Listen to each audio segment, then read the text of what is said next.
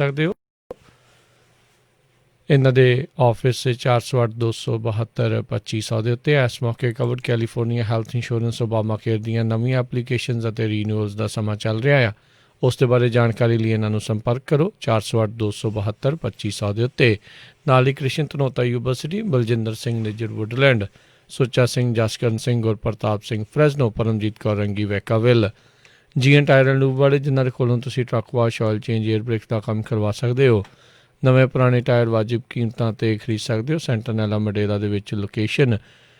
ਹੋਰ ਜਾਣਕਾਰੀ ਲਈ call Nima Sahota 209-277-0113। West Coast truck driving school Fresno ਵਾਲੇ, ਜਿਹੜੇ ਕਿ ਤੁਹਾਨੂੰ ਟਰੱਕ ਦਾ ਲਾਇਸੈਂਸ ਵਧੀਆ ਸਿਖਲਾਈ ਦੇ ਕੇ ਘੱਟ ਸਮੇਂ ਦੇ ਵਿੱਚ ਲੈਣ 'ਚ ਸਹਾਇਤਾ ਕਰਦੇ ਨੇ। ਕਾਲ ਜੀਤ ਅਟਵਾਲ 559-374-4541 ਦੇ ਉੱਤੇ। ਇਹਨਾਂ ਸਾਰਿਆਂ ਦਾ ਬਹੁਤ ਬਹੁਤ ਧੰਨਵਾਦ। ਜੇਕਰ ਤੁਸੀਂ ਜਾਂ ਕੋਈ ਹੋਰ ਕਾਰੋਬਾਰ ਇਸ ਪ੍ਰੋਗਰਾਮ ਨੂੰ ਸਪਾਂਸਰ ਕਰਨਾ ਚਾਹੁੰਦੇ ਹੋ, ਸੰਪਰਕ ਕਰ ਸਕਦੇ ਹੋ ਨੰਬਰ 408-722-7698 ਦੇ ਉੱਤੇ।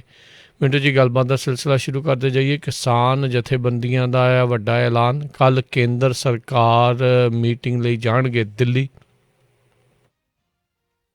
ਹਾਂਜੀ ਬਿल्कुल, कहने देना कि उम्मीद पे जीता है जमाना, वो क्या करे जिसको कोई उम्मीद ना ही हो।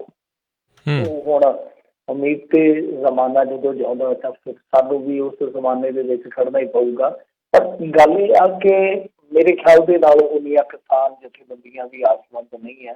ਉਹਨਾਂ ਨੂੰ ਪਤਾ ਵਾ ਕਿ ਜੇ ਮੰਨ ਲਓ ਗੱਲਬਾਤ ਕਿਸੇ ਤਣ ਪੱਤਨ ਵੀ ਲੱਗਣੀ ਆ ਤਾਂ ਉਹਦੀ ਇਹ ਸ਼ੁਰੂਆਤ ਆ, ਉਹਦਾ ਅੰਜਾਮ ਨਹੀਂ ਹੈ, ਅੰਤ ਨਹੀਂ ਹੈ। ਜੀ ਜੀ, ਇਹ ਸਾਫ਼ ਹੋ ਗਿਆ ਕਿਉਂਕਿ ਉਹਨਾਂ ਨੇ ਕਹਿ ਦਿੱਤਾ, ਉਹਨਾਂ ਨੇ ਕਿਹਾ ਕਿ ਪੰਜਾਬ ਵਾਸੀ ਅਸੀਂ ਤੁਹਾਨੂੰ ਦੱਸਣਾ ਚਾਹੁੰਦੇ ਹਾਂ ਕਿ ਇੱਕ ਤਾਂ ਇਹ ਆ ਕਿ ਅਸੀਂ ਇੱਥੋਂ ਟੋਲ ਪਲਾਜ਼ੇ ਵਗੈਰਾ ਤੋਂ ਜੋ ਸਾਡਾ ਪ੍ਰੋਟੈਸਟ ਚੱਲਦਾ ਪਿਆ ਉਹ ਹਟਾਂਗੇ ਨਹੀਂ, ਉਹਨੂੰ ਹਟਾਵਾਂਗੇ ਨਹੀਂ। ਦੂਜੀ ਚੀਜ਼ ਇਹ ਆ ਕਿ ਸ਼ੁਰੂਆਤ ਹੋਏਗੀ ਕਿਉਂਕਿ ਪਹਿਲੀ ਮੁਲਾਕਾਤ ਅਸੀਂ ਠੁਕਰਾ ਦਿੱਤੀ, ਦੂਸਰੀ ਮੁਲਾਕਾਤ ਉਹਨਾਂ ਨੇ ਖੂਹ 'ਚ ਪਾ ਦਿੱਤੀ, ਤੀਸਰੀ ਮੁਲਾਕਾਤ ਜਿਹੜੀ ਹੈ ਸ਼ੁਰੂਆਤ ਹੋਏਗੀ। ਸਾਨੂੰ ਵੀ ਪਤਾ ਹੈ ਕਿ ਇਹ ਸ਼ੁਰੂਆਤੀ ਦੌਰ ਦੀ ਗੱਲਬਾਤ ਜਿਹੜੀ ਆ ਉਹ ਕਿਸੇ ਤਣ ਪੱਤਨ ਮਸਲੇ ਨੂੰ ਨਹੀਂ ਲਾਊਗੀ।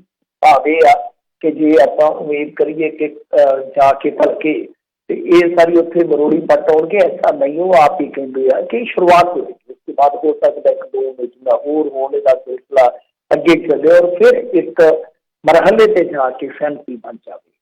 ਇਹ ਪੋਸੀਬਿਲਿਟੀ ਆ। ਪਰ ਨਾਲ ਕਿਸਾਨਾਂ ਨੇ 1-2 ਜਿਹੜੀਆਂ ਚੀਜ਼ਾਂ ਕਹੀਆਂ ਨੇ ਉਹ ਇਹ ਆਖੀਆਂ ਕਿ ਇੱਕ ਤੇ ਦੀਵਾਲੀ ਤੇ ਮਿਸਾਲਾਂ ਜਗਾ ਕੇ ਪ੍ਰਦਰਸ਼ਨ ਕੀਤਾ ਜਾਊਗਾ। ਦੂਜਾ ਨਾਲ ਉਹਨਾਂ ਨੇ ਕਿਹਾ ਕਿ ਦੇਖੋ ਅਸੀਂ ਇੱਕ ਕਦਮ ਪਿਛਾਂਹ ਹਟ ਗਏ ਸੀ, ਟਰੈਕ ਅਸੀਂ ਖਾਲੀ ਕਰਦੇ ਪਏ ਸੀਗੇ, ਤਾਂ ਸਰਕਾਰ ਦਾ ਫਰਜ਼ ਬਣਦਾ ਸੀਗਾ ਕਿ ਜੇ ਅਸੀਂ ਇੱਕ ਕਦਮ ਪਿਛਾਂਹ ਪੁੱਟਿਆ ਤੇ ਉਹ ਇੱਕ ਕਦਮ ਗਾੜੀ ਆਉਂਦੇ, ਅੱਗੇ ਆਉਂਦੇ, ਪਰ ਉਹਨਾਂ ਨੇ ਪੈਰ ਅੱਗੇ ਨੂੰ ਨਹੀਂ ਪੁੱਟਿਆ ਤੇ ਅਸੀਂ ਹੁਣ ਹੋਰ ਪੈਰ ਪਿਛਾਂਹ ਨਹੀਂ ਪੁੱਟ ਸਕਦੇ।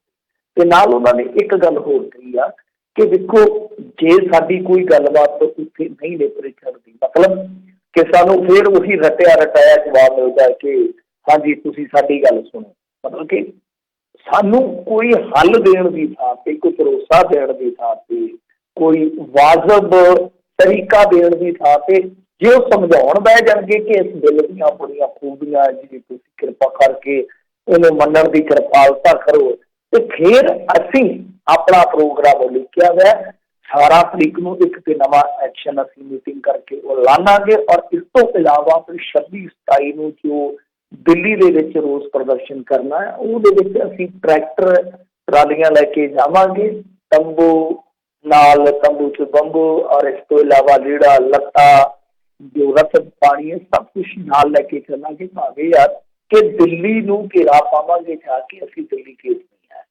ਤਾਂ ਉਹਨਾਂ ਨੇ ਸਾਫ਼ ਤੌਰ ਤੇ ਤਕਰੀਬਨ ਜੇ ਆਪਾਂ ਵੇਖੀਏ ਤਾਂ ਆਪਣਾ ਅਗਲੇਰਾ ਪ੍ਰੋਗਰਾਮ ਹੈ ਜਿਹੜਾ ਉਹ ਅਗੇਤਾ ਹੀ ਐਲਾਨ ਦਿੱਤਾ ਹੈ ਕਿ ਆਉਣ ਵਾਲੇ ਦਿਨਾਂ ਦੇ ਵਿੱਚ ਦਿੱਲੀ ਦੇ ਅੰਦਰ ਇੱਕ ਬਹੁਤ ਵੱਡਾ ਕਿਸਾਨ ਪ੍ਰਦਰਸ਼ਨ ਸਾਨੂੰ ਵੇਖਣ ਨੂੰ ਮਿਲ ਸਕਦਾ ਹੈ। ਜੇ ਆਪਾਂ ਗੱਲ ਕਰੀਏ ਕਿ ਜਿਵੇਂ ਇਹਨਾਂ ਦੇ ਨਾਲ ਵੀ ਇੱਕ ਕਿਸਾਨ ਮਜ਼ਦੂਰ ਸੰਘਰਸ਼ ਕਮੇਟੀ ਜਥੇਬੰਦੀ ਹੈ ਜਿਹੜੀ ਉਹ ਅੱਡੀ ਹੋ ਗਈ, ਉਹ ਕਹਿੰਦੇ ਕਿ ਅਸੀਂ ਨਹੀਂ ਜਾ ਰਹੇ ਦਿੱਲੀ ਕਿਉਂਕਿ ਇਹਨਾਂ ਨੇ ਸਮੁੱਚੇ ਭਾਰਤ ਦੇ ਵਿੱਚੋਂ ਕਿਸਾਨ ਜਥੇਬੰਦੀਆਂ ਨੂੰ ਕਾਲ ਨਹੀਂ ਦਿੱਤੀ। ਤਾਂ ਦੂਸਰੇ ਪਾਸੇ ਜਥੇਬੰਦੀਆਂ ਕਹਿੰਦੀਆਂ ਕਿ ਇਹ ਸੰਘਰਸ਼ ਪੰਜਾਬ ਤੋਂ ਸ਼ੁਰੂ ਹੋਇਆ, ਅਸੀਂ ਗੱਲ ਕਰਾਂਗੇ, ਹਾਂ ਹੌਲੀ ਹੌਲੀ ਆਪੇ ਹੀ ਸਾਰੇ ਗੱਲਬਾਤ ਕਰਨ ਦੇ ਜਿਹੜੇ ਚੈਨਲ ਨੇ ਖੁੱਲ੍ਹ ਜਾਣਗੇ। ਇਹ ਵੀ ਵੇਖਣ ਵਾਲੀ ਗੱਲ ਹੈ ਕਿ ਇੱਕ ਕਿਸਾਨ ਜਥੇਬੰਦੀ ਹੈ ਜਿਹੜੀ ਉਹ ਇਹਨਾਂ ਤੋਂ ਅੱਡ ਵੀ ਹੈ, ਹਾਲਾਂਕਿ ਉਹਨੂੰ ਵੀ ਸੱਦਾ ਦਿੱਤਾ ਗਿਆ ਸੀਗਾ। ਬਾਕੀ ਮੈਂ ਜਿਹੜੀ ਗੱਲ ਕਰ ਰਿਹਾ ਸੀਗਾ ਕਿ ਸੰਕੇਤ ਮੱਧਮ ਨੇ।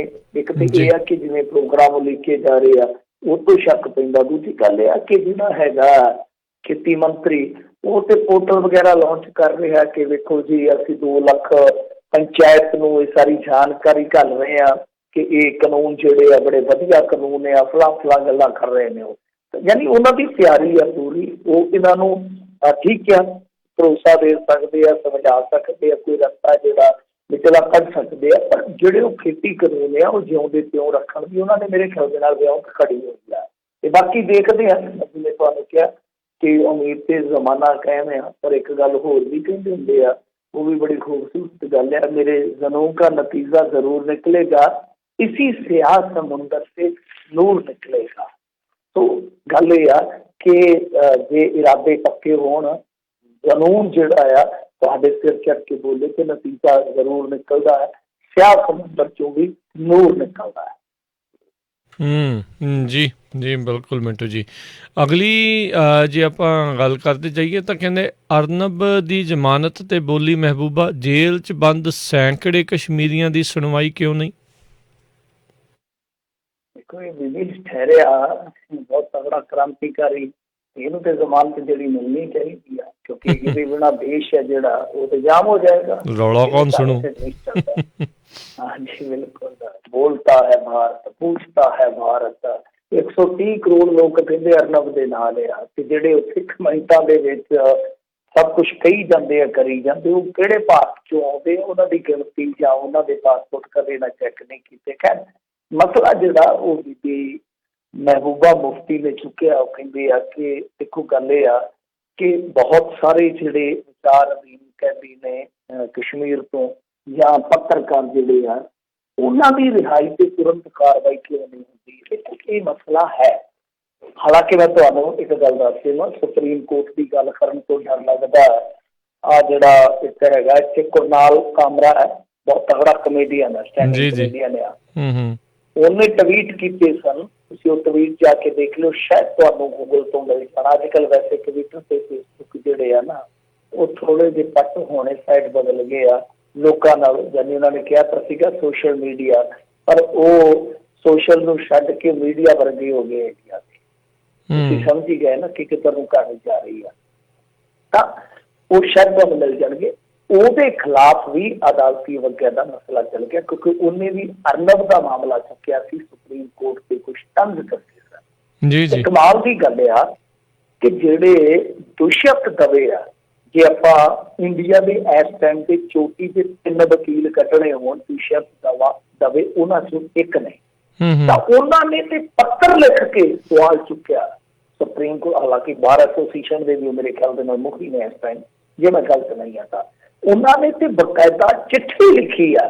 ਉਹ ਕਹਿੰਦੇ ਆ ਕਿ ਅਰਨਬ ਗੋਸਵਾਮੀ ਦੀ ਹਰੇਕ ਵਾਰ ਸੁਣਵਾਈ ਜਿਹੜੀ ਆ ਉਹ ਪਹਿਲੀ ਸੱਟੇ ਕਿਵੇਂ ਲੱਗ ਜਾਂਦੀ ਆ, ਜਦ ਕਿ ਕੋਰੋਨਾ ਕਾਲ ਦੇ ਵਿੱਚ ਬਹੁਤ ਜ਼ਰੂਰੀ ਸੁਣਵਾਈਆਂ ਜਿਨ੍ਹਾਂ ਦੇ ਵਿੱਚ ਬੰਦੇ ਜਿਹੜੇ ਜੇਲ੍ਹਾਂ 'ਚ ਸੜੀ ਜਾਂਦੇ ਆ ਉਹ ਨਹੀਂ ਲੱਗਦੀਆਂ। ਤਾਂ ਰਜਿਸਟਰੀ ਦਾ ਜਿਹੜਾ ਰੋਸਟਰ ਆਫ ਮਾਸਟਰ ਆ ਉਹ ਕੌਣ ਆ, ਉਹ ਕੀ ਕਰ ਰਿਹਾ? ਤਾਂ ਉਹ ਬਹੁਤ ਵੱਡੇ ਸਵਾਲ ਚੁੱਕ ਰਹੇ ਨੇ ਦੁਸ਼ਮਣ ਦਵੇ। ਮੈਂ ਕੋਟ ਕਰਕੇ ਕਹਿ ਰਿਹਾ ਬਾਰ-ਬਾਰ ਕਿ ਇੱਥੇ ਬਹੁਤ ਕੁਛ ਹੁਣ ਚੱਲਣ ਜਾ ਰਿਹਾ। ਆਉਣ ਵਾਲੇ ਦਿਨਾਂ 'ਚ ਵੇਖੋ ਕਿ ਕਿਸ ਤਰ੍ਹਾਂ ਇਹਨਾਂ ਨੇ ਘੁੱਗੀ ਨੱਪਣੀ ਆ, ਕਿਸ ਤਰੀਕੇ ਨਾਲ ਇਹ ਜਿਹੜੇ ਪਲੇਟਫਾਰਮ ਹੈਗੇ ਆਜ਼ਾਦ ਮੀਡੀਆ ਤੇ ਇਹਨਾਂ ਨੇ ਇੱਕ ਇੱਕ ਕਰਕੇ ਰਗੜ ਦੇਣੇ ਆ। ਤੁਹਾਡੇ ਨਾਲ ਭਾਵੇਂ ਗੱਲਬਾਤ ਇਸ ਤਰ੍ਹਾਂ ਹੁੰਦੀ ਰਹੇ, ਸੋਸ਼ਲ ਮੀਡੀਆ ਤੇ ਬਹੁਤ ਸਾਰੇ ਪਲੇਟਫਾਰਮ ਜਿਹੜੇ ਨੱਥ ਲੈ ਜਾਣਗੇ। ਡਰਿਆ ਮੇਰਾ ਜ਼ਾਤੀ ਅਨੁਮਾਨ ਵੀ, ਅੰਦਾਜ਼ਾ ਵੀ ਹੈ ਕਿਸ ਤਰ੍ਹਾਂ ਹੋਣ ਜਾ ਰਿਹਾ। ਜਿਸ ਤਰ੍ਹਾਂ ਇਹਨਾਂ ਨੇ OTT ਪਲੇਟਫਾਰਮ ਘੇਰ ਲਏ ਆ ਜਾਂ ਵੈਬ ਪੋਰਟਲ ਵਗੈਰਾ ਜਿਸ ਤਰ੍ਹਾਂ ਆਪਣੀ ਜ਼ਦ 'ਚ ਲੈ ਜਾਂਦੇ ਆ, ਤਾਂ ਮੈਨੂੰ ਲੱਗਦਾ ਕਿ ਬਹੁਤੀ ਦੇਰ ਤੱਕ ਆਲੋਚਨਾਤਮਕ ਆਜ਼ਾਦਾਨਾ ਪੱਤਰਕਾਰਤਾ ਹੁਣ ਇੱਥੇ ਵੀ ਇਸ ਪਲੇਟਫਾਰਮ ਤੇ ਵੀ ਨਹੀਂ ਟਿਕੀ ਗਈ ਹੈ। ਪਰ ਜੋ ਆਪਾਂ ਗੱਲ ਕਰ ਰਹੇ ਸੀਗੇ ਕਿ ਉਹਨਾਂ ਨੇ ਜਿਹੜੇ ਸਵਾਲ ਚੁੱਕੇ ਆ ਉਹ ਸਵਾਲਾਂ ਦੇ ਜਵਾਬ ਕੋਈ ਨਹੀਂ ਦੇ ਰਿਹਾ, ਕੋਈ ਨਹੀਂ ਦੇ ਰਿਹਾ। ਤਾਂ ਦੂਸਰੇ ਪਾਸੇ ਦੇਖੋ ਛੁੱਟੀ ਵਾਲੇ ਦਿਨ ਵੀ ਸੁਣਵਾਈ ਹੋ ਜਾਂਦੀ ਹੈ। ਅਰਨਬ ਗੋਸਵਾਮੀ ਦੀ ਉਦੋਂ ਵੀ ਸੁਣਵਾਈ ਹੋਈ ਜਦੋਂ ਇੱਥੇ ਮਜ਼ਦੂਰਾਂ ਵਾਲਾ ਮਸਲਾ ਸੀਗਾ ਜਿਹੜਾ ਉਹ ਪਿਛਾ ਪਾਇਆ ਜਾ ਰਿਹਾ ਸੀਗਾ। ਕਮਾਲ ਦੀ ਗੱਲ ਹੈ ਨਾ ਕਿ ਜਦ ਕਰੋਨਾ ਕਾਲ ਦੇ ਵਿੱਚ ਲੋਕਡਾਊਨ ਲੱਗ ਗਿਆ, ਮਜ਼ਦੂਰ ਜਿਹੜੇ ਆ ਦਮ ਤੋੜ ਰਹੇ ਸਨ ਸੜਕਾਂ ਤੇ, ਤਾਂ ਉਹਨਾਂ ਦੀ ਸੁਣਵਾਈ ਜਿਹੜੀ ਆ ਉਹ ਪਿਛਾ ਤੱਕ ਦਿੱਤੀ ਜਾਂਦੀ ਹੈ। ਜਦ ਕਿ ਇਹ ਸੁਣਵਾਈ ਉਦੋਂ ਵੀ ਪਹਿਲੀ ਜੇ ਕਹੀਏ ਤਾਂ ਆਧਾਰ ਤੇ ਹੋਈ ਆ। ਇਹ ਆਪਣੇ ਆਪ ਦੇ ਵਿੱਚ ਬਹੁਤ ਸਾਰੇ ਜਵਾਬ ਜਿਹੜੇ ਮੰਗਦੇ ਆ, ਕਿਉਂਕਿ ਬਹੁਤ ਸਾਰੇ ਵਰਵਰਾ ਰਾਓ ਦਾ ਦੇਖ ਲਓ, ਹੈ ਤੇ ਲੈਫਟ ਤੇ ਆਓ, ਬਜ਼ੁਰਗ 80 ਸਾਲ ਦਾ ਕਵੀ ਹੈ, ਇਨਕਲਾਬੀ ਕਵੀ ਜਿਹਨੂੰ ਇਹ ਕਹਿ ਦਿੰਦੇ ਆ ਖੱਬੇ, ਤਾਂ ਉਹ ਬੰਦਾ ਇਸ ਟਾਈਮ ਤੁਸੀਂ ਸੱਚ ਜਾਣਿਓ ਖੱਡੇ ਤੇ ਹੀ ਮੂਤਦਾ ਹੈ। ਖੱਡਾ ਹੁੰਦਾ ਜਿਹੜਾ ਮਤਲਬ ਕਿ ਜੇਲ੍ਹ ਦੇ ਵਿੱਚ ਬਿਸਤਰਾ ਲੱਗਾ ਹੁੰਦਾ ਹੈ ਨਾ, ਬਿਸਤਰਾ ਲੱਗਾ ਹੁੰਦਾ, ਤਾਂ ਉੱਥੇ ਡਾਈਪਰ ਲਾਇਆ ਗਿਆ ਉਦੋਂ। ਤੁਸੀਂ ਦੇਖ ਲਓ ਕਿ ਉਹ ਬੰਦਾ ਉੱਠ ਕੇ ਵਾਸ਼ਰੂਮ ਤੱਕ ਨਹੀਂ ਜਾ ਸਕਦਾ, ਇੰਨੀ ਜ਼ਿਆਦਾ ਫਿਜ਼ੀਕਲੀ ਉਹਦੀ ਹਾਲਤ ਮਾੜੀ ਆ, ਉਹਨੂੰ ਬਿੱਲ ਨਹੀਂ ਮਿਲ ਰਹੀ। ਇਸ ਤਰ੍ਹਾਂ ਹੀ ਉਹ ਇੱਕ ਮੇਰੇ ਖਿਆਲ ਦੇ ਨਾਲ ਸਾਈਂ ਨਾਥ ਕੁਛ ਸਾਈਂ ਬਾਬਾ ਇਸ ਤਰ੍ਹਾਂ ਦਾ ਹੈਗਾ, ਉਹ ਵੀ ਇਹਨਾਂ ਨੇ ਅੰਦਰ ਕੀਤਾ ਹੋਇਆ, ਉਹਨੂੰ ਵੀ ਸਜ਼ਾ ਯਾਫਤਾ ਹੈ। ਉਹ ਵੀ ਮੇਰੇ ਖਿਆਲ ਦੇ ਨਾਲ 90-95% ਐਂਟੀ ਕਰਪਟ ਹੈ, ਉਹਨੂੰ ਵੀ ਮੈਡੀਕਲ ਆਧਾਰ ਤੇ ਜ਼ਮਾਨਤ ਨਹੀਂ ਮਿਲੀ। ਚਲੋ ਇਹ ਤੇ ਹੁਣ ਸਵਾਲ ਹੈਗੇ ਆ ਜਿਨ੍ਹਾਂ ਦਾ ਜਵਾਬ ਕਿਸੇ ਕੋਲ ਨਹੀਂ ਹੈ। ਪਰ ਸਭ ਤੋਂ ਵੱਡੀ ਗੱਲ ਜਿਹੜੀ ਦੇਖਣ ਵਾਲੀ ਆ ਕਿ ਅਦਾਲਤ ਇੱਕ ਪਾਸੇ ਕੱਲ ਆਪ ਹੀ ਕਹਿੰਦੀ ਆ ਗੋਸਵਾਮੀ ਦੇ ਹੱਕ ਦੇ ਵਿੱਚ ਕਿ ਜਿਹੜੀ ਵਿਚਾਰਾਂ ਦੇ ਪ੍ਰਗਟਾਵੇ ਦੀ ਆਜ਼ਾਦੀ ਉਹ ਖਤਮ ਨਹੀਂ ਕੀਤੀ ਜਾ ਸਕਦੀ। ਜੇ ਤੁਸੀਂ ਇਸ ਤਰ੍ਹਾਂ ਕਰੋਗੇ ਤਾਂ ਕੋਰਟ ਇਹ ਵਿਨਾਸ਼ ਨਹੀਂ ਹੋਣ ਦੇਗੀ, ਕਿਉਂਕਿ ਫੰਡਾਮੈਂਟਲ ਰਾਈਟਸ ਦੀ ਰਾਖੀ ਕਰਨਾ ਸੁਪਰੀਮ ਕੋਰਟ ਦਾ ਫਰਜ਼ ਆ। ਇਹੀ ਗੱਲਾਂ ਕਹੀਆਂ ਗਈਆਂ ਮੂਲ ਤੌਰ ਤੇ। ਤਾਂ ਫਿਰ ਇੱਥੇ ਹੁਣ ਤੁਸੀਂ ਦੇਖੋਗੇ ਤਾਂ ਜੇ ਪ੍ਰਸ਼ਾਂਤ ਭੂਸ਼ਣ ਸਵਾਲ ਚੁੱਕਦੇ ਤਦ ਵੀ, ਜੇ ਇਹ ਹੁਣ ਕਮੇਡੀਅਨ ਤਦ ਵੀ, ਕਿ ਜੇ ਕੋਈ ਅੱਗੇ ਇਸ ਤਰ੍ਹਾਂ ਹੁੰਦਾ ਤਾਂ ਉਹ ਵੀ, ਮਤਲਬ ਕਿ ਇਹ ਜਿਹੜੇ ਫੰਡਾਮੈਂਟਲ ਰਾਈਟਸ ਵਾਲੇ ਫੰਡੇ ਆ ਇਹ ਵੀ ਹੁਣ ਵੱਖੋ ਵੱਖਰੇ ਹੋ ਗਏ ਕਿ ਅਰਨਬ ਦਾ ਅੱਡ ਹੋ ਗਿਆ, ਦੂਸਰੇ ਦਾ ਅੱਡ ਹੋ ਗਿਆ। ਤਾਂ ਇਹ ਆਪਣੇ ਆਪ ਦੇ ਵਿੱਚ ਬਹੁਤ ਵੱਡੇ ਸਵਾਲ ਹੈ ਜਿਹੜੇ ਆਉਣ ਵਾਲੇ ਦਿਨਾਂ ਦੇ ਵਿੱਚ ਹੋਰ ਵੀ ਤੀਖਣ ਹੋਣਗੇ, ਪਰ ਇਹ ਸੰਭਾਵਨਾ ਕਿ ਹੋਰ ਵੀ ਪ੍ਰਬਲ ਤਰੀਕੇ ਦੇ ਨਾਲ ਇਹਨਾਂ ਨੂੰ ਦਬਾਇਆ ਵੀ ਜਾਊਗਾ। ਜੀ ਜੀ ਬਿਲਕੁਲ। ਅਗਲੀ ਮਿੰਟੂ ਜੀ ਗੱਲ ਕਰਦੇ ਹਾਂ, ਕਹਿੰਦੇ ਈਡੀ ਨੇ ਰਣਿੰਦਰ ਨੂੰ ਪੇਸ਼ੀ ਦੇ ਲਈ ਭੇਜਿਆ ਤੀਜਾ ਨੋਟਿਸ। ਦੇਖੋ ਹੁਣ ਤੀਜੀ ਹੈਟ੍ਰਿਕ ਵੱਜ ਗਈ, ਹੈਟ੍ਰਿਕ ਹੀ ਕਹਿੰਦੇ ਹੁੰਦੇ, ਲਗਾਤਾਰ ਨੋਟਿਸ ਤੇ ਉਸ ਤੋਂ ਬਾਅਦ ਤੇ ਹੁਣ ਪਤਾ ਨਹੀਂ ਕੀ ਹੋਊਗਾ, ਓਵਰ ਹੈਟ੍ਰਿਕ ਹੁੰਦੀ ਹੈ ਜਾਂ ਨਹੀਂ, ਕਿਉਂਕਿ ਇਹਨਾਂ ਨੇ 2 ਮਰਤਬਾ ਛੋਟ ਲੈ ਲਈ ਸੀਗੀ, ਤੀਜੀ ਦਫਾ ਹੁਣ ਦੇਖੋ ਕੀ ਕਹਿੰਦੇ ਆ। ਪਰ ਮੇਰੇ ਖਿਆਲ ਦੇ ਨਾਲ ਇਸ ਵਾਰੀ ਔਖਾ ਹੋ ਜਾਏਗਾ ਜੇ ਉਸ ਤੋਂ ਬਾਅਦ ਈਡੀ ਕੋਲੋਂ ਇਹ ਮੰਗਦੇ ਆ, ਮਤਲਬ ਹੋ ਸਕਦਾ ਇੱਕ ਅਖਬਾਰ ਹੋਰ ਵੀ ਇਹਨਾਂ ਦਾ ਚੱਲ ਜਾਵੇ ਚੱਲਦਾ, ਪਰ ਇਨ ਦੀ ਐਂਡ ਤਾਂ ਮੇਰੇ ਖਿਆਲ ਦੇ ਨਾਲ ਫਿਰ ਈਡੀ ਕੋਲ ਕਾਫੀ ਆਪਸ਼ਨ ਬਚ ਜਾਣਗੇ, ਕਿਉਂਕਿ ਜੇ 3 ਵਾਰੀ ਸਮਨ ਇਸ ਤਰ੍ਹਾਂ ਹੁੰਦਾ ਤੁਸੀਂ ਟਾਲਦੇ ਹੋ, ਚਲੋ ਵੱਖੋ ਵੱਖਰੇ ਗਰਾਊਂਡ ਹੋ ਸਕਦੇ, ਕਿਸੇ ਦੀਆਂ ਮਜਬੂਰੀਆਂ ਹੁੰਦੀਆਂ ਨੇ, ਪਰ ਬਹੁਤੀ ਦੇਰ ਜਿਸ ਤਰ੍ਹਾਂ ਤੁਸੀਂ ਦੇਖੋ ਨਾ ਕਿ ਆਮ ਤੌਰ ਤੇ ਕੀ ਹੁੰਦਾ ਕਿ ਮਹੀਨਾ 20 ਦਿਨ ਇਹਨਾਂ ਕੋਲ ਵਕਫਾ ਮਿਲ ਜਾਂਦਾ। ਜੇ ਆਪਾਂ ਅਦਾਲਤ ਦੇ ਵਿੱਚ ਵੀ ਅਰਜ਼ੀ ਲਾਈਏ ਤੇ ਘੱਟੋ ਘੱਟ 14 ਦਿਨ ਦਾ ਵਕਫਾ ਮਿਲ ਜਾਂਦਾ, ਤੇ ਮੇਰੇ ਖਿਆਲ ਦੇ ਨਾਲ ਆ ਤੇ ਆਪਾਂ ਇੱਕ ਹਫ਼ਤੇ 10 ਦਿਨਾਂ ਦੇ ਵਿੱਚ ਹੀ ਤੀਜੀ ਵਾਰ ਖਬਰ ਕਰ ਦਿੱਤੀ ਆ। ਇਹਨਾਂ ਨੂੰ ਬਹੁਤ ਕਾਲੀ ਜਿੱਦਾਂ ਕਹਿ ਲਈਏ ਨਾ ਕਿ ਕਾਲੇ ਪੈਰ ਤੁਰ ਕੇ ਈਡੀ ਜਿਹੜੀ ਆ ਨੋਟਿਸ ਕਰਦੀ ਹੈ, ਤੇ ਇਹਦਾ ਮਤਲਬ ਇਹ ਆ ਕਿ ਉਹ ਚਾਹੁੰਦੇ ਆ ਕਿ ਬਹੁਤ ਜਲਦੀ ਇਹਨਾਂ ਨੂੰ ਤਲਬ ਕਰ ਲਿਆ ਜਾਵੇ।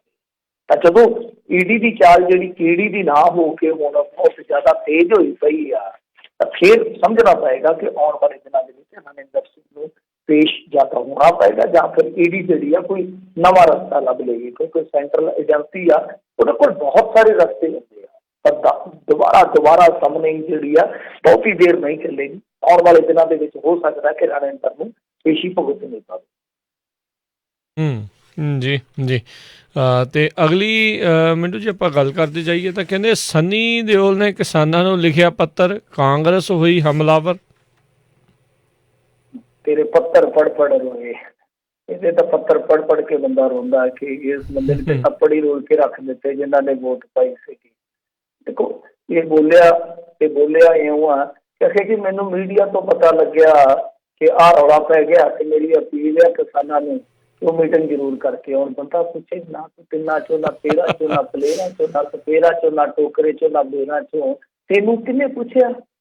ਜੇ ਤੇਰਾ ਸੱਚਮੁੱਚ ਕੋਈ ਸਰੋਕਾਰ ਹੁੰਦਾ ਕਿਸਾਨਾਂ ਦੇ ਨਾਲ ਤੇ ਤੂੰ ਸ਼ਾਦੀ ਭਰਦਾ ਉਹਨਾਂ ਦੀ। ਜੇ ਸ਼ਾਦੀ ਨਾ ਵੀ ਭਰਦਾ ਤੇ ਕੋਈ ਗੱਲ ਇਹ ਆ ਕਿ ਮੈਂ ਵਾਰ-ਵਾਰ ਕਹਿੰਦਾ ਕਿ ਪਾਰਟੀ ਛੱਡਣੀ ਬਹੁਤ ਔਖੀ ਹੁੰਦੀ ਹੈ। ਜਿਸ ਪਾਰਟੀ ਨੇ ਤੁਹਾਨੂੰ MP ਬਣਾਇਆ ਜਾਂ ਵਿਧਾਨਕਾਰ ਬਣਾਇਆ, ਬਹੁਤ ਔਖਾ ਹੈ ਕਿ ਤੁਸੀਂ ਉਹਨੂੰ ਛੱਡ ਕੇ ਕਿਸੇ ਹੋਰ ਪਾਸੇ ਚੱਲ ਜਾਵੋ।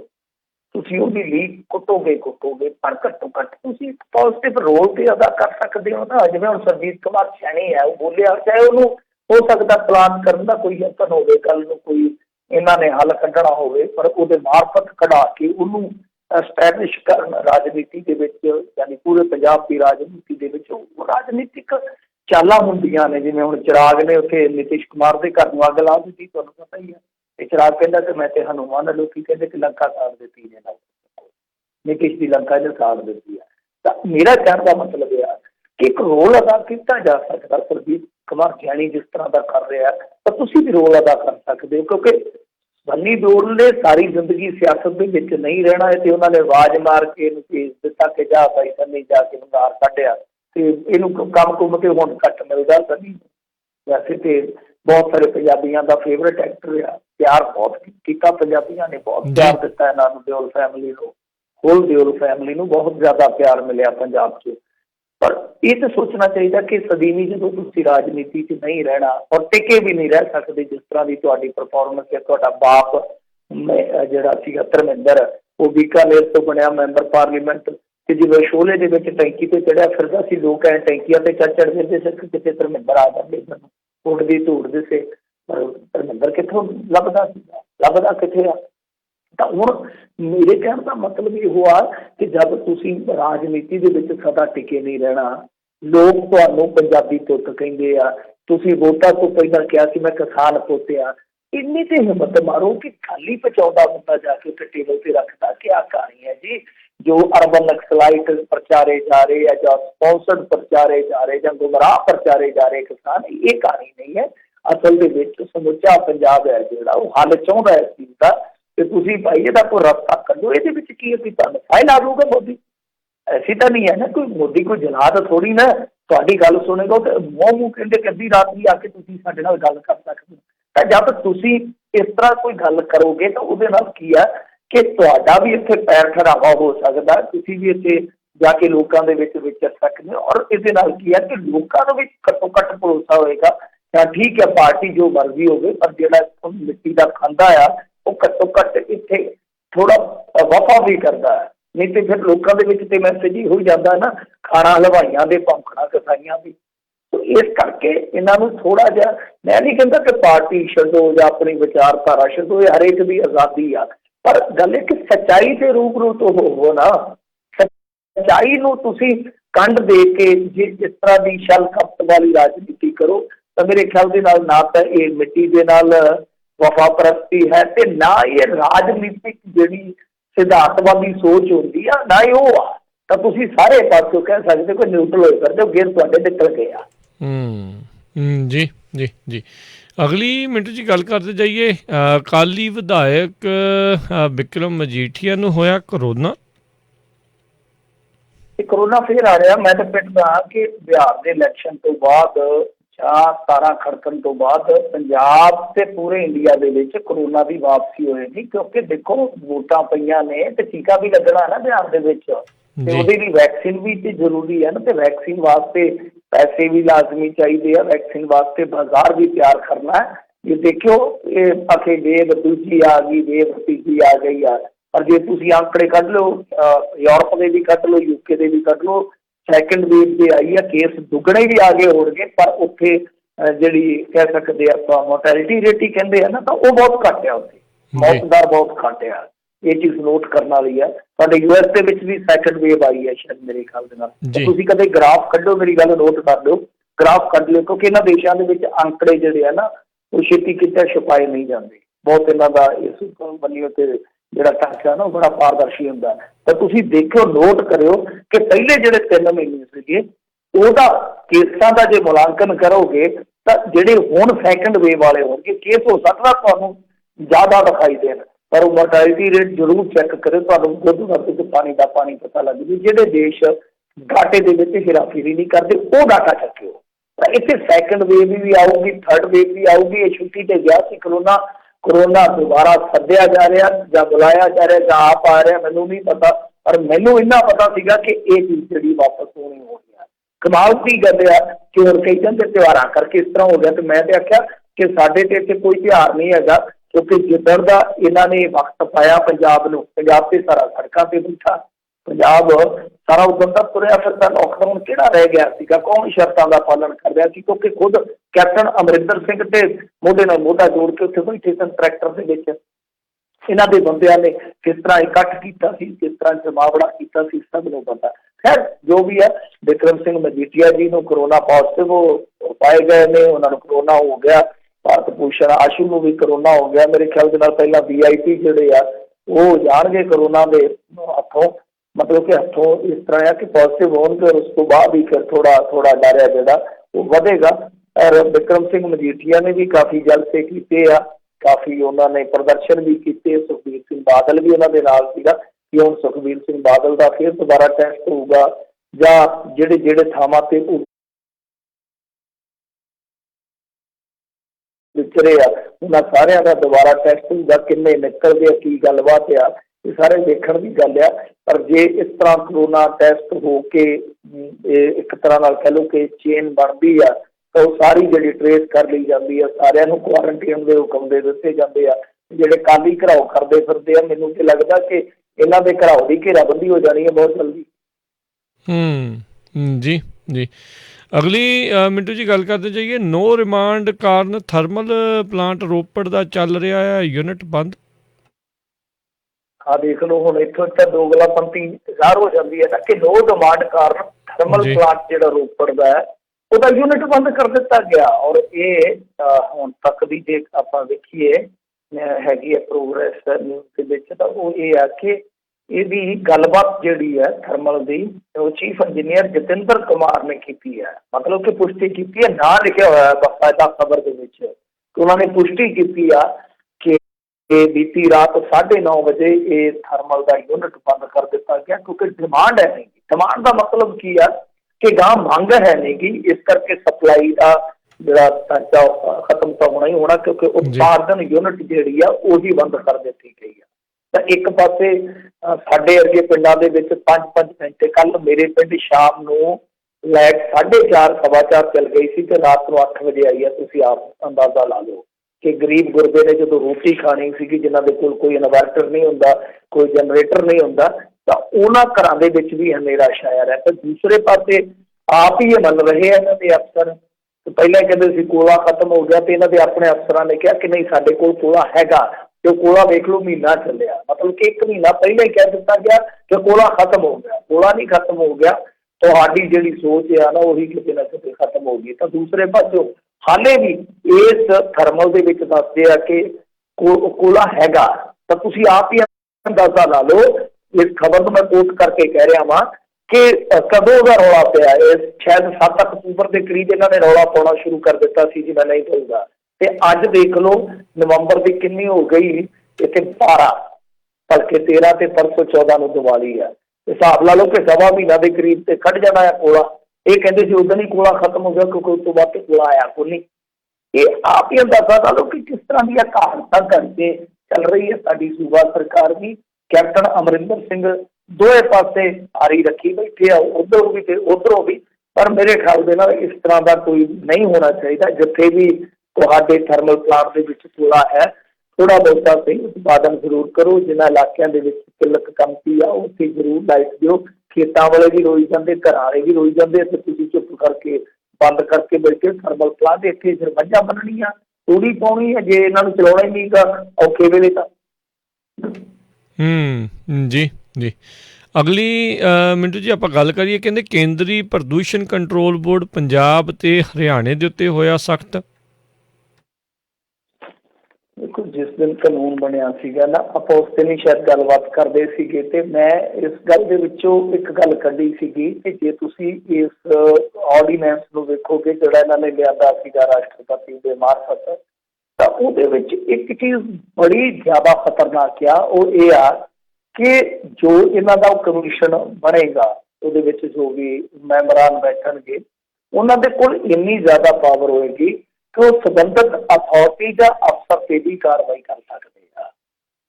ਇਹ ਆਪਣੇ ਆਪ ਦੇ ਵਿੱਚ ਬਹੁਤ ਵੱਡੀ ਗੱਲ। ਇੱਥੇ 2 ਸਾਹਿਬ ਬੈਠੇ ਸਨ, ਇਹਨਾਂ ਦੇ ਆਪਣੇ ਅਫਸਰ ਪੰਜਾਬ ਵਾਲੇ, ਉਹ ਕਹਿੰਦੇ ਸਾਡੇ ਤੇ ਜੀ ਆਰਡੀਨੈਂਸ ਲਾਗੂ ਨਹੀਂ ਹੁੰਦਾ।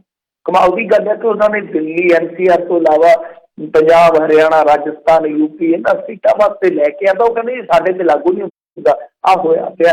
ਹੁਣ ਖਬਰਾਂ ਆ ਰਹੀਆਂ ਨੇ ਕਿ ਕੇਂਦਰੀ ਪ੍ਰਦੂਸ਼ਣ ਕੰਟਰੋਲ ਬੋਰਡ ਹੈ ਜਿਹੜਾ, ਉਹਨੇ ਸਾਫ਼ ਤੌਰ ਤੇ ਇਹਨਾਂ ਨੂੰ ਹਦਾਇਤਾਂ ਦਿੱਤੀਆਂ ਕਿ ਜਿਹੜੇ ਕਿਸਾਨ ਪਰਾਲੀ ਬਾਲਦੇ ਪਏ ਆ ਉਹਨਾਂ ਤੇ ਸਖਤ ਕਾਰਵਾਈ ਕਰੋ, ਵੱਡੇ ਜੁਰਮਾਨੇ ਕਰੋ। ਤਾਂ ਮੈਂ ਜਿਵੇਂ ਤੁਹਾਨੂੰ ਕਿਹਾ ਕਿ ਇਹਨਾਂ ਨੂੰ ਦੇਖੋ, ਹੁਣ ਪਹਿਲੀ ਗੱਲ ਤੇ ਹੈ ਕਿ ਪੰਜਾਬ ਦੇ ਬਹੁਤੇ ਕਿਸਾਨਾਂ ਨੇ ਕੰਮ ਕਰ ਦਿੱਤਾ ਹੈ। ਐਤਕੀ ਤੇ ਕੰਮ ਹੋ ਗਿਆ ਘੜੇ 'ਚ ਪਰਾਲੀ ਵਾਲਾ। ਪਰ ਆਉਂਦੇ ਸਮੇਂ ਦੇ ਵਿੱਚ ਬਹੁਤ ਔਖਾ ਹੋ ਜਾਏਗਾ। ਹੁਣ ਵੀ ਮੈਨੂੰ ਲੱਗਦਾ ਹੈ ਕਿ ਜੇ ਇਹ ਸਖਤ ਕਾਰਵਾਈ ਨਹੀਂ ਕਰਨਗੇ, ਕਿਉਂਕਿ ਇੱਥੇ ਤੁਹਾਨੂੰ ਪਤਾ ਰਾਜਨੀਤਿਕ ਮਜਬੂਰੀਆਂ ਹੁੰਦੀਆਂ ਨੇ ਲੋਕਲ ਸਰਕਾਰ ਦੀਆਂ, ਤਾਂ ਹੁਣ ਜੇ ਮੰਨ ਲਓ ਇਹ ਕਾਰਵਾਈ ਬਿਲਕੁਲ ਹੀ ਨਹੀਂ ਕਰਦੇ, ਕੋਈ ਨਹੀਂ ਕਰਦੇ, ਜੇ ਫਾਰਮੈਲਿਟੀ ਕਰ ਦਿੰਦੇ ਤਾਂ ਗੱਲ ਵੱਖਰੀ ਆ, ਪਰ ਜੇ ਬਿਲਕੁਲ ਇਹ ਹੱਥ ਤੋਂ ਹੱਥ ਹੀ ਨਹੀਂ ਚੁੱਕਦੇ ਤਾਂ ਉਹ ਸਖਤ ਐਕਸ਼ਨ ਇਹਨਾਂ ਦੇ ਖਿਲਾਫ ਵੀ ਲੈ ਸਕਦੇ ਆ। ਇਹ ਚੀਜ਼ ਜਿਹੜੀ ਆ ਵੇਖਣ ਵਾਲੀ ਆ। ਇਹ ਕਾਨੂੰਨ ਲਾਗੂ ਹੋ ਚੁੱਕਾ, ਕਾਨੂੰਨ ਅਮਲ ਦੇ ਵਿੱਚ ਆ ਚੁੱਕਾ, ਔਰ ਉਹਨਾਂ ਨੇ ਜਿਵੇਂ ਉਦੋਂ ਇਹ ਅੰਦੇਸ਼ਾ ਸੀਗਾ ਕਿ ਪੰਜਾਬ ਦੇ ਕਿਸਾਨ ਦੀ ਢੀਮਰੀ ਜ਼ਿਆਦਾ ਅਟੈਕ ਕਰਨੀ, ਹਰਿਆਣੇ ਦੇ ਕਿਸਾਨ ਦੀ ਜ਼ਿਆਦਾ ਢੀਮਰੀ ਅਟੈਕ ਕਰਨੀ ਆ, ਤਾਂ ਉਹ ਸੰਕੇਤ ਜਿਹੜੇ ਉਹ ਮਿਲ ਰਹੇ ਪਏ ਆ। ਜੀ ਜੀ ਜੀ। ਤੇ ਮਿੰਟੂ ਜੀ, ਬਹੁਤ ਬਹੁਤ ਤੁਹਾਡਾ ਧੰਨਵਾਦ ਕਰਦੇ ਹਾਂ, ਤੁਸੀਂ ਸਾਡੇ ਨਾਲ ਜੁੜੇ, ਇਹਨਾਂ ਖਬਰਾਂ ਬਾਰੇ ਤੁਸੀਂ ਜਾਣਕਾਰੀ ਦਿੱਤੀਆਂ। ਅਗਲੀ ਵਾਰ ਤੱਕ ਲਈ ਬੜੀ ਮਿਹਰਬਾਨੀ, ਧੰਨਵਾਦ, ਸਤਿ ਸ੍ਰੀ ਅਕਾਲ ਜੀ। ਜੀ ਤੇ ਸਰੋਤਿਓ, ਇੱਥੇ ਸਾਡਾ ਅੱਜ ਦਾ ਇਹ ਪ੍ਰੋਗਰਾਮ ਸਮਾਪਤ ਹੈ। ਮਿਲਦੇ ਹਾਂ ਅਗਲੀ ਵਾਰ, ਤੱਕ ਲਈ ਮੇਰੇ ਵੱਲੋਂ ਵੀ ਤੁਹਾਨੂੰ ਸਭ ਨੂੰ ਸਤਿ ਸ੍ਰੀ ਅਕਾਲ। ਸੁਣਦੇ ਰਹੋ ਪੰਜਾਬੀ ਰੇਡੀਓ USA।